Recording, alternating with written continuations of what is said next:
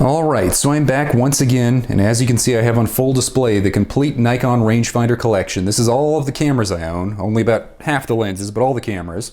And I own every proper, I guess what you'd call mass-produced model, which is a little bit debatable. I know somebody's going to point something out in the comments about me not having a special edition 2000 S3, which I don't have, but for all intents and purposes, it is the same as the vintage one, though the newer ones might be in slightly better condition.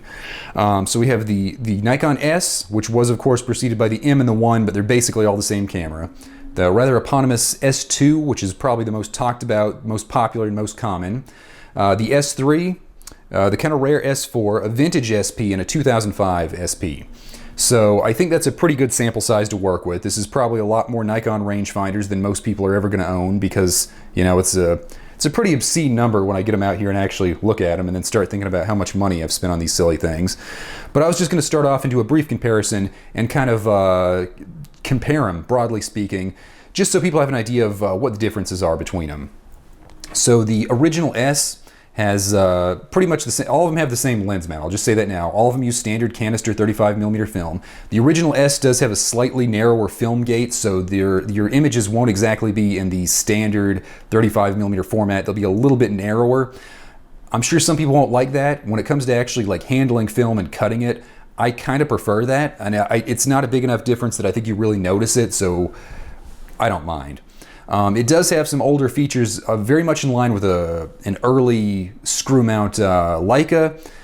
The lens mount is obviously more contacts derived, but the camera has a lot in common with an early Leica. You have a film rewind knob, you have a film advance knob, you have a film selector right here, a little tab that lets you go reverse or advance. That's pretty common.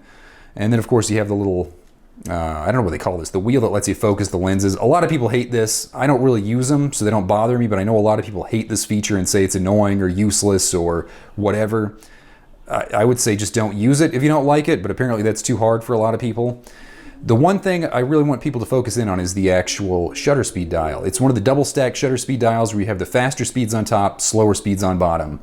I don't really mind this. I'm sure some people won't like it or will find it complicated, but I don't really mind it. Another thing to note is it has the older shutter speeds. Instead of 250, it's 200. Instead of 125, it's 100. You have a 60, but then instead of going straight to 30, there's also a 40, a 20, and then of course you have slower speeds that are usually closer to a second or more on the bottom, and of course fractional ones like an eighth and a quarter of a second. Some people will complain and say this is hard to meter with if you're using an external meter, which I assume you will. I don't think the difference is big enough to really make any sort of noticeable difference on your final images, but some people will argue that. The biggest drawback in my mind is you don't have a 1,000th of a second shutter speed, and this is the only camera in the lineup that does not have a 1,000th of a second shutter speed. You have a pretty standard viewfinder, very bright rangefinder. You just have a tunnel that's roughly equal to 50, so not very exciting, pretty utilitarian, but easy to use. You probably will have to invest in these external finders if you have a lot of lenses for this particular lineup, or you want to use a wide angle or a telephoto lens on an S, which is doable, but I think it's probably best to stick with something like a 50 or 35. I kind of like the external finders. I know some people don't. I like the look of them. I don't mind using them, so it doesn't bother me. The S2 has a lot in common, for better or for worse, with the S1 and a few advancements. Now you have a film rewind crank, which is a lot easier to use, film advance lever that's a little bit easier to use. You now have the film advance rewind selector is built into a collar around the shutter button, which I kind of like. This one is not in the best shape. I probably need to open it up and do a little work on it, but this is the newest one in the collection and it has a couple of minor issues. Very similar features overall to the other cameras. It does have the proper film gate with the kind of standard 35mm film format where it's 36mm wide and 24 tall, giving you 35 if you measure diagonally. You do have a bright viewfinder on this one. It does have a bit of a greenish tint to it, which I guess some people will say darkens it, but I kind of like that. I don't like just clear glass, super bright viewfinders. You've got a really high fidelity rangefinder. You do have a slightly wider viewfinder with 50mm frame lines etched into it. There's no parallax correction marks. There's no automatic parallax correction. So it's not perfect, but it is definitely an advantage over the S2. You do have this odd selector right here. If you want to use a flash, you have a PC port right here you'd have to actually wire it into, and then you have to actually select the shutter speed on this outer dial. That's kind of an unusual thing I haven't seen on a lot of cameras, but it seems to work fine. I mean, I haven't tested it, but from what I've heard, it works fine. I don't think too many people are actually going to shoot these cameras in that manner, so I don't want to spend a lot more time talking about it. So now we get to the S3. This is one I've had for a while. This particular camera was not in great condition. It had a lot of brassing, it had a lot of dents on the bottom, a lot of weird scratches. The shutter was misaligned when I got it, but I was able to kind of fix that. And it works pretty well. I will say that the viewfinder fidelity on this one, the viewfinder is pretty nice. It's bright, it's got 35, 50, and 105 frame lines, and there are parallax correction marks, but you have to kind of manually use them. They're not automatically, they don't move around like you see on a Leica or like the SP.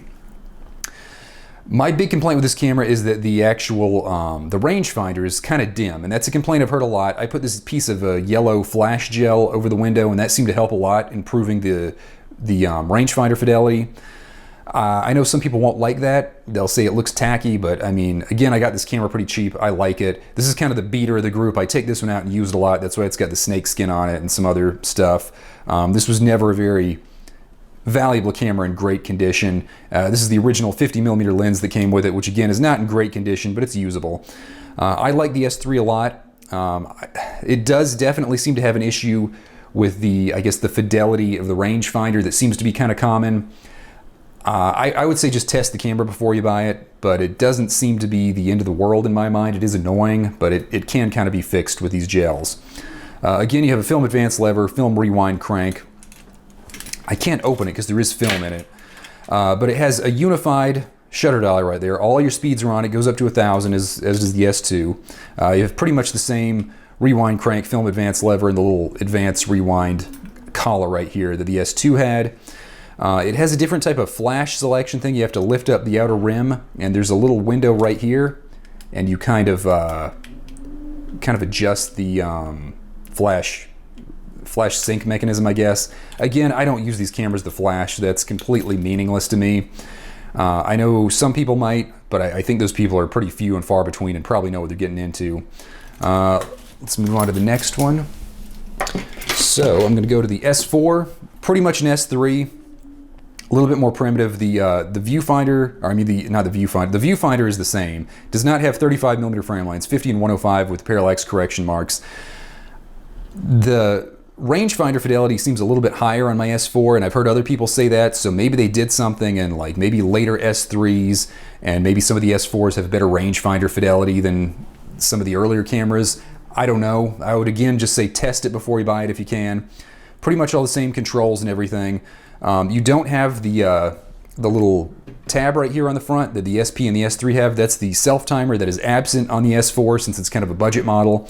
And again, you just have an exposed dial right here that shows your film count, and you have to manually reset it every time you put a new roll of film in.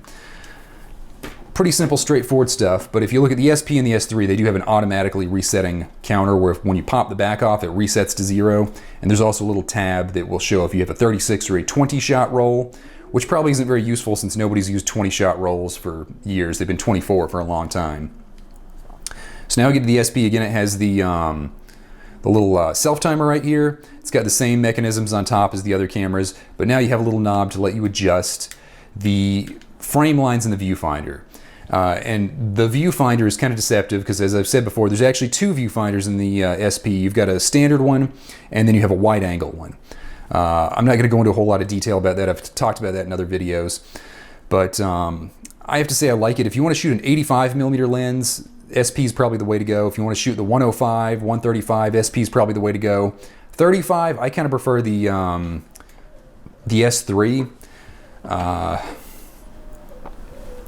With 50s, you could really use any of them. It's a tough call. But that is one thing to keep in mind. That would be one of my big takeaways, is if you're looking into these cameras and you don't know which one you want to buy or you don't know the difference, I would say think about what lens you want, because different lenses kind of work different on some of these cameras. An S or an S2 is probably going to be best used with a 50mm lens. An S3, I think a 50, 35, 105 all work great. S4, the 50 and 105 work great. Potentially a 35, but you won't have frame lines. You just have to guess kind of based on the overall viewfinder. Any lens works just fine on the Nikon SP. So, you know, I guess the question comes down to which one is best. And again, I ascribe by what I've said many times before. I think it really depends on what lens you want to buy. I know a lot of people will cite the S2 and say it has the best viewfinder, and I think there is a little bit of truth to that.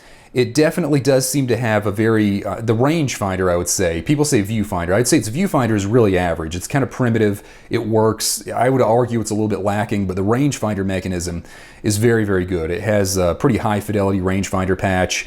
It's very easy to see.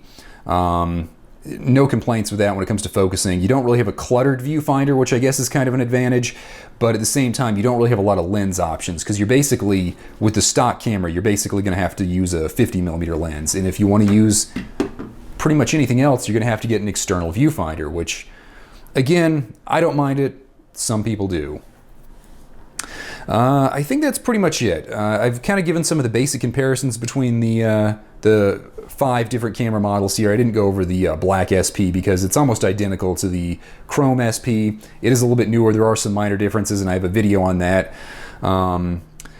That's pretty much it for now. So if you want a Nikon rangefinder and you got more questions, let me know in the comments or watch some of my other videos. I have videos on all these lenses you see right here and several others, and I have lenses on some other, videos on some other vintage cameras and lenses of different makes and models. So check those out too while you're here.